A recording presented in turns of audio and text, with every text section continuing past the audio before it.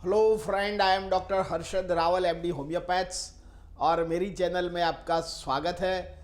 मित्रों, आज का विषय है इंसोमिया, या जिसको हम स्लीपलेसनेस बोलते हैं, या हम कई रातों से स्लीप नहीं कर पाते, सोते नहीं है, तो उसको जो डिजीज़ है इंसोमिया कहते हैं। तो इंसोमिया का जो सो मैनी कॉज होता है, पर इंसोमिया के लिए पहले हम समझते हैं कि सोना हमारे लिए हेल्थ के लिए बहुत इम्पोर्टेंट है।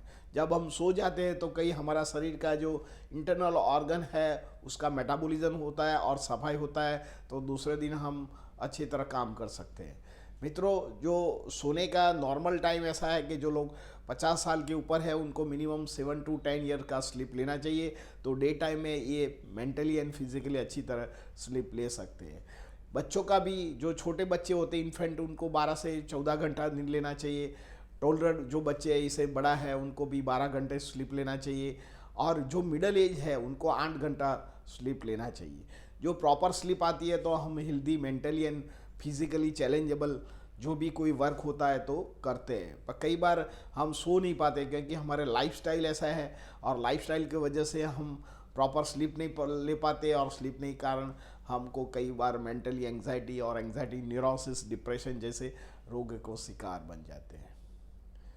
तो मित्रों, ये जो जो इंसोमिया की बीमारी है जनरली फीमेल में ज़्यादा होती है देन मेल में। अभी सर्वे किया गया है कि अमेरिका में कि 1 लाख पीपल में से 22 to 25% लोगों को इंसोमिया के शिकार बन गए हैं। और इंसोमिया के जो लॉन्ग टर्म शिकार बनते हैं तो उनको एंग्जाइटी रहता है, नर्वसनेस होता है, पाल्पिटेशन हो जाता है, डिप्रेशन हो जाता है। कई बार लॉन्ग टर्म डिप्रेशन हो जाता है तो उनको सीओपीडी का शिकार हो जाता है, या हाइपरटेंशन या डायबिटीज़ या मोटापा का भी शिकार बन जाते हैं। तो मित्रों, ये वीडियो में हम आपको बताएंगे कि उसका घरेलू उपचार क्या है और होम्योपैथिक का कौन सा बेस्ट उपचार चाहिए। क्योंकि स्लिप के लिए अभी स्लीपिंग पिल मिलता है, पर इनकी बहुत साइड इफ़ेक्ट होती है, और लॉन्ग टर्म आप इसको लेने से और भी शरीर पर, हेल्थ पर इफ़ेक्ट होती है। तो हम ये वीडियो में आपको ज़रूर समझाएंगे। मित्रों, स्लीप नहीं लेते तो सो मैनी कॉज हो जाता है। हम घर नींद नहीं आती, दिन में फटिकनेस होता है, बेचैनी हो जाती है, थकान हो जाता है, कमर दुखता है, भूख नहीं लगता है, और काम में हम फोकस नहीं कर पाते हैं, और कई बार भूल जाते हैं, फॉरगेटफुलनेस आ जाता है। लॉन्ग टर्म हमको जो क्रॉनिक बीमारी हो जाती है तो ट्रेमरिंग ऑफ हैंड या डिप्रेशन और एंग्जाइटी न्यूरोसिस जैसे बीमारी भी हो सकता है। इसकी सेकेंडरी बीमारी आपको हमने समझाया कि भाई उसको जो लाइफस्टाइल डिजीज़ है, आपको हाइपरटेंशन या थायराइड का भी संभावना हो सकता है, या डायबिटीज़ का भी शिकार हो सकता है। तो इसके लिए आप ये घरेलू उपचार क्या कर सकते हैं। तो आपका जो, जब भी आपको स्लीप की जो प्रॉब्लम है तो आपका एक टाइम फिक्स रखिए, और ये टाइम को आप सोने को रखिए। तो सोने का, जब भी सोने को जाओ तब शरीर को एक शिथिल मूड में नहीं आ जाता है। कई बार हम रेस्टलेसनेस ज़्यादा हो जाता है। कई बार हमारा अभी लाइफस्टाइल ऐसा है कि सारा दिन काम करते तो रात को मोबाइल लेते हैं, तो 2 बजे या 3 बजे तक हम मोबाइल के साथ रहते हैं, तो हमारा जो स्लीप पूरा होना चाहिए वो नहीं पाता है, तो हमारा जो स्लीप पैटर्न है वो चेंज हो जाता है। तो स्लीप के लिए एक फिक्स टाइमिंग रखिए, और 11 बजे से पहले स्टार्ट कीजिए, क्योंकि आपका शरीर कई बार शिथिल नहीं होता है, और नींद में, कच्ची नींद में सो जाते हैं तो शरीर में आपका थॉट प्रोसेस मन में बढ़ता रहता है। सुबह में उठते हो तो आपको लगता है कि नहीं, मैं स्लीप अभी नहीं पूरा किया है, और बॉडी पेन होता है, आंखें जलती है और वीकनेस लगता है। तो एक तो सोने का टाइम फिक्स रखिए, 10:30 से 11 के बजे सो जाइए। जब भी सो जाओ तो पहले थोड़ा स्नान कर लो, क्योंकि पानी से क्या होगा, हमारा शरीर में जो मेंटली और फिजिकली तनाव होता है वो तनाव धीरे धीरे घट जाता है, और हमारा जो शरीर है स्लीप के लिए तैयार हो जाता है। कई बार हम रात को स्लीप करने को जाते हैं तो मोबाइल यूज़ करते हैं, तो कई बार मोबाइल की जो ब्लू लाइट्स होती है हमारे जो आँखों के जो रेटिना में भी नुकसान करती है, और ब्रेन को भी हार्म कर सकती है। लेकिन जब भी स्लो जाओ तब आप ऐसे कोई इलेक्ट्रॉनिक गैजेट दूर ही रखिए। सारा दिन आप उपयोग कर सकते हैं, पर जब गोइंग टू स्लीप ये यूज़ नहीं कीजिए, और 10:30 पहले ही सोने का आप टाइम रखोगे तो आप प्रॉपर नींद ले पाओगे। सेकंड जो है, आपको गंठोड़ा ले, पिपली मूल और जो मिल्क है उसको मिक्स करके ग्लास मिल्क भी पी सकते हैं। ये दोनों है हमारा शरीर में वात पित्त कफ को बैलेंस करता है, और मन और शरीर को शिथिल कर देता है।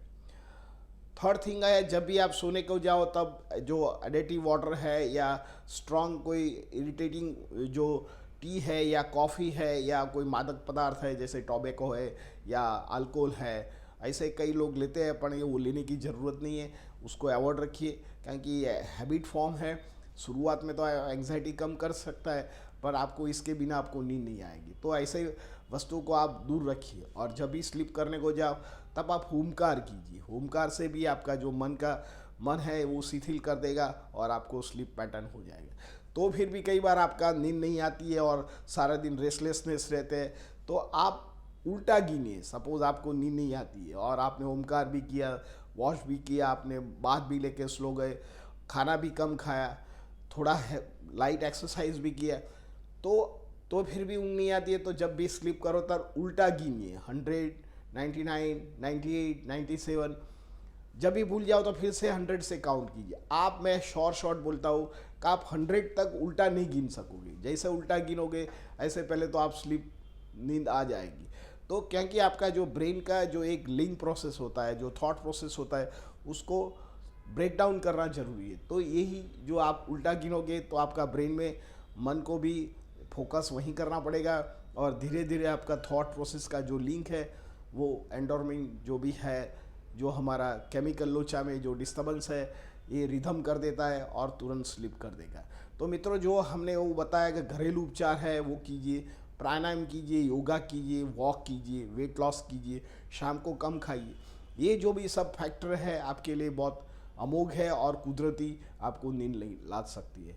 मित्रों, इसके जरिए आप होम्योपैथिक की मैं मेडिसिन बताता हूँ, क्योंकि होम्योपैथी की कोई साइड इफ़ेक्ट नहीं है, वो लेने से भी आपका जो नींद है ये पैटर्न अच्छी आ सकती है और साउंड भी आ सकती है। मैंने 35 साल में कई इंसोमा के पेशेंट को दिया है और सक्सेसफुल रिजल्ट मिला है। सबसे पहले मैं वो जो दवा का नाम है पैसिफ्लोरा, ये पैसिफ्लोरा का मदर टिंचर फॉर्म में लाने का है और 20 ड्रॉप गुनगुना पानी में गोइंग टू स्लीप लेने का, और एक सुबह में लो, ये दो बार लेने का है।